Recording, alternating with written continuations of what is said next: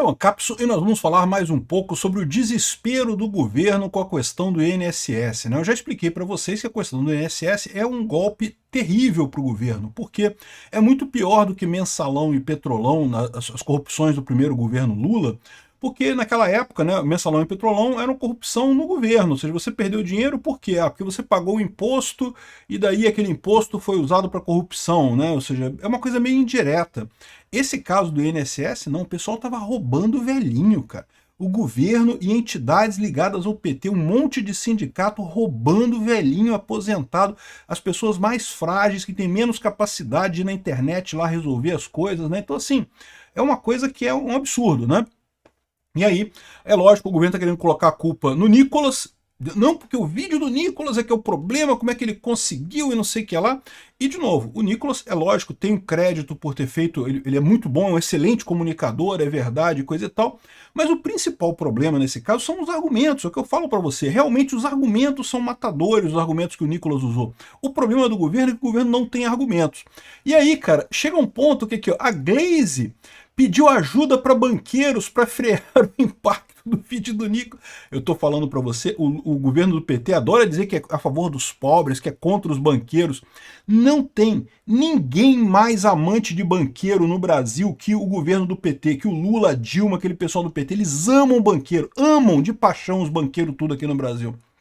E o Planalto já elegeu 2 culpados pela crise do INSS. Eles tentaram dizer que é o Bolsonaro, é lógico, né? Continuam dizendo que não, que a culpa é do Bolsonaro e coisa e tal, mas isso aí eles já viram que não vai colar, que não tem como colar, né? Então, eu vou falar para vocês os 2 culpados que o PT está fazendo, está querendo colocar a culpa agora aqui para essa crise do INSS. É lógico que não é Painho, né? Pô, Painho não pode ser, né? Mas, amigo, não tem jeito. Isso aqui está no colo do Painho. Essa notícia foi sugerida por professor libertário do Gomes Freire, eletricista que cortou a luz do Peter e várias outras pessoas. Obrigado aí ao pessoal que sugeriu notícias lá no nosso site, no visãolibertaria.com. E obrigado a você que está assistindo o nosso vídeo. Se você gosta do nosso conteúdo, por favor, deixe o seu like, se inscreva aqui no canal, né? Pois bem, a Veja está aqui admitindo que a estrela da oposição dita o ritmo da resposta do governo a crises. E é verdade, é o que eu estou falando para vocês, o Bolsonaro está governando mais o Brasil do que o Lula. O Nicolas Ferreira está governando mais o Brasil do que o Lula. Porque o Lula quer impor a agenda dele, a agenda do Lula é isenção de imposto de renda de 5 mil, é a tal da SUSP, a PEC da SUSP. Quando foi a última vez que você ouviu alguém falando sobre isso? Ah, o governo Lula quer também PL das fake news e coisa e tal, e ninguém fala sobre isso. Por quê? Porque quem está impondo a agenda é o Bolsonaro, com a questão da anistia, volta e meia tem assunto sobre Bolsonaro e coisa e tal, e o Nicolas Ferreira com a crise do INSS, aí com o negócio do INSS. Na verdade é essa. O pessoal da esquerda tem uma tara muito grande por poder institucional. Sabe o que é poder institucional? É aquele poder que deriva do seu cargo, da sua posição. Então, eu sou seu chefe, eu posso dar ordem, você tem que me obedecer, né? O pessoal da esquerda costuma valorizar muito isso, mas a verdade é que o poder institucional, na prática, ele não é tão grande assim não, tá? O chefe que manda uma ordem absurda para o subordinado, muitas vezes o subordinado fala, quer saber, o negócio, assim, até fala, ele não vai falar na frente do chefe que não vai obedecer. Ele fala, não, pois não, chefe, imediatamente vou fazer isso. Aí senta lá na mesa dele, vai jogar paciência, vai fazer outra coisa, não faz aquilo, né? Poder institucional não é um poder tão grande quanto pode parecer. O poder de convencimento é muito melhor. Se o chefe explicasse para o cara como a coisa é importante, para que a coisa é importante, teria um motivo muito melhor. Mas isso, em tese, requer esforço. Você tem que explicar a coisa, né? E a esquerda tem essa tara que o poder institucional equivale, né? Se eu tenho cargo, se eu tenho o tag ali, eu que mando e não tem mais, acabou e pronto, acabou, né? E não é bem assim que funcionam as coisas. O STF tem o mesmo problema, o STF de esquerda, o pessoal fica achando que não, por eles mandarem, não interessa se eles estão deturpando a Constituição e coisa e tal, eles estão mandando e estão pronto, acabou, não tem que questionar nada, né? Só que na prática não funciona assim, na prática as coisas funcionam mais lentamente se você não convence, se você não usa o poder de convencimento, né? Poder é um negócio meio complicado. Eu fiz um vídeo lá no Capsule Clássico explicando os vários tipos de poder, como é que isso interage, coisa e tal. O pessoal da esquerda, o Lula está se ressentindo porque não tem poder. ele não consegue impor a agenda que ele quer impor ao Brasil. Ele está ultimamente pensando em sublocar o governo para o Alcolumbre, né? A gente vai falar sobre isso num outro vídeo, tá? Entregar todo o governo para o Alcolumbre, porque o Lula não consegue governar mais, né? E uma solução como fez o Alberto Fernandes com o Massa, né, lá na Argentina, com o Sérgio Massa. O Alberto Fernandes, em determinado momento na Argentina, viu que não conseguia mais governar, entregou o governo inteiro para o Carlos Massa. Na teoria, ele continuava presidente, mas a partir daí, todas as decisões eram tomadas pelo Carlos Massa, Sérgio Massa, lá da Argentina, né? E que foi inclusive o candidato, né? O Alberto Fernandes poderia ter tentado a reeleição, nem tentou a reeleição, não queria mais esse negócio. O Carlos Massa tentou e perdeu para o Milei lá na Argentina, né? Então, o que está acontecendo é isso. O governo Lula está terceirizando para o Alcolumbre, mas eu vou falar sobre isso em outro vídeo. O fato é que quem está mandando no país é o Nicolas e é o Bolsonaro. Eles que estão fazendo toda a coisa. Aqui, ó, falta na esquerda alguém que possa duelar com o Nicolas. E o que eles estão falando aqui? O que eu já falei no outro vídeo. O vídeo do Nicolas bateu 100 milhões de visualizações no instante. Está com 136 milhões de visualizações agora, né? Eles estão falando aqui que falta alguém que possa duelar com o Nicolas. E, de novo, esse pessoal continua insistindo na coisa errada. O Nicolas tem uma boa comunicação, a comunicação dele é muito melhor do que a do PT, é verdade, é sim. Mas o Nicolas principalmente tem os argumentos corretos. O problema do PT são os argumentos que estão errados, né? E aí começa a bater um desespero aqui, ó. Gleisi pediu ajuda para os banqueiros para frear o impacto do Nicolas. Eles estão querendo que os banqueiros esclareçam aquele problema dos 90 bilhões de reais. Por quê? Lembra que a Polícia Federal desbaratou uma quadrilha de entidades que envolvia vários sindicatos e coisa e tal, que estava descontando indevidamente a previdência de aposentados, né? Então esse foi o primeiro passo. Aí o pessoal levantou que também o empréstimo consignado também tem problemas, né? Que tem muita gente reclamando que não pediu empréstimo consignado e apareceu desconto lá na aposentadoria dele, ou que até pediu o empréstimo, quando acabou o empréstimo foi renovado, fizeram outro empréstimo, fizeram outra coisa, sem o consentimento da pessoa, né? E esses empréstimos, por mais que você diga assim, mas a pessoa recebeu o dinheiro, ela recebeu um dinheiro adiantado e depois está pagando, mas só que os juros são abusivos, então você acaba realmente tendo um mau negócio, né? A questão é que o valor dos empréstimos consignados chega a 90 bilhões. Só que isso é o valor total. Alguns desses empréstimos foram realmente empréstimos consignados, tirados pelo, né, que a pessoa realmente pediu. Então esse não está errado. Se a pessoa quis tirar o empréstimo consignado mesmo, não tem nada de errado, né? Aqui, ó. A Febraban diz que não houve nenhum pedido nesse sentido por parte da Gleisi. Então a Febraban recusa, diz que, mas é lógico que eles vão falar isso, né? Porque senão fica muito patente esse caso, né?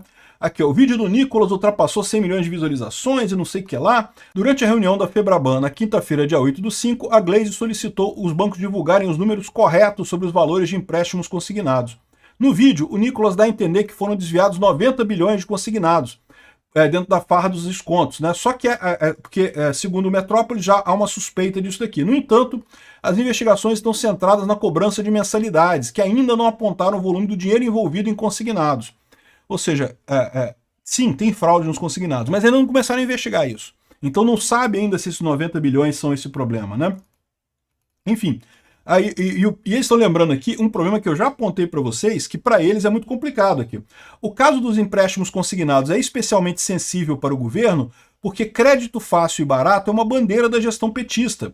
O primeiro mandato do Lula é considerado o período de grande expansão dos consignados. Essa farra, essa confusão, começou com o Lula dando empréstimo consignado para aposentado lá atrás, né? Um monte de fraude, um monte de problema desde lá de trás.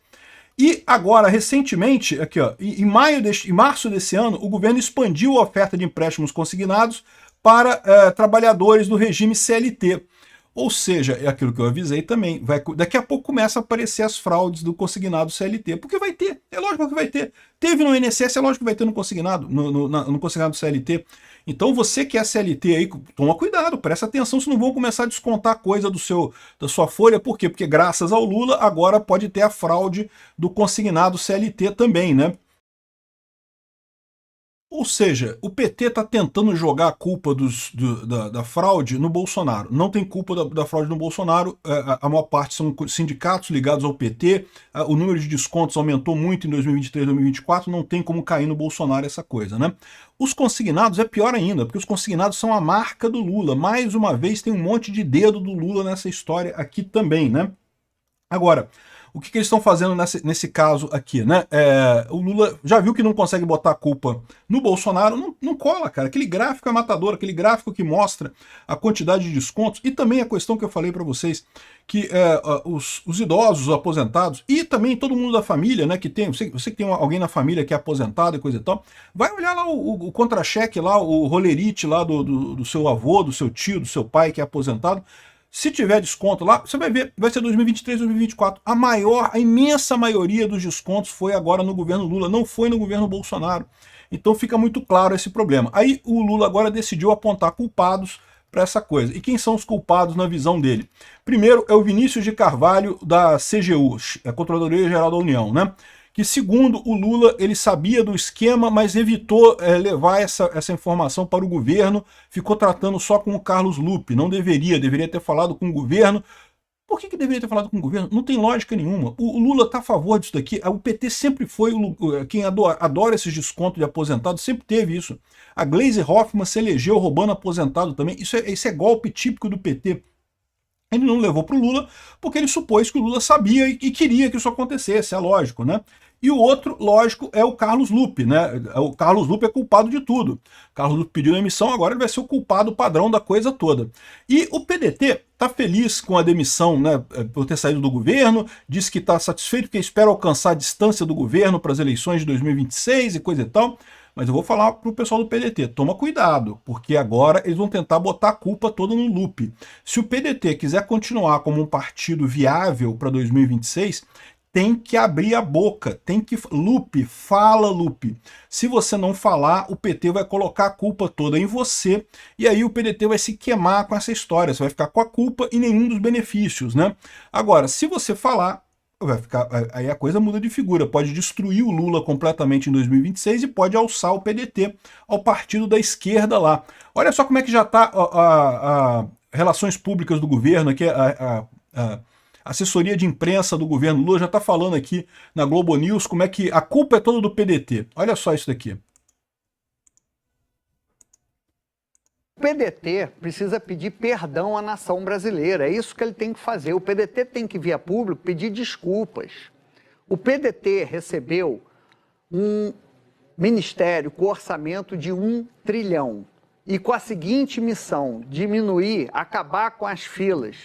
O PDT, já que o PDT está dizendo que ele é o ministério, o PDT criou outra fila, a fila de aposentados e pensionistas roubados.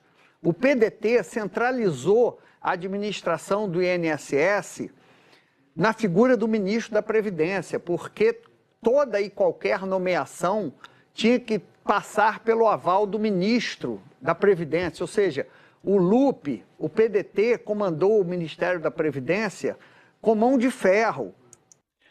Entendeu? Nem vou tocar o resto do vídeo aqui. O resto do vídeo segue nesse coisa. A culpa é do PDT, porque o PDT fez isso, o PDT... Meu amigo, a culpa é do Lula. Foi o irmão do Lula que foi pedir para o PDT para afrouxar lá os controles no desconto de INSS. A culpa é do Lula. Mas eles vão tentar jogar para o PDT. Eles já viram que não conseguem jogar para o Bolsonaro. Ainda continuam repetindo que a culpa é do Bolsonaro e coisa e tal, mas já viram que não vai colar isso.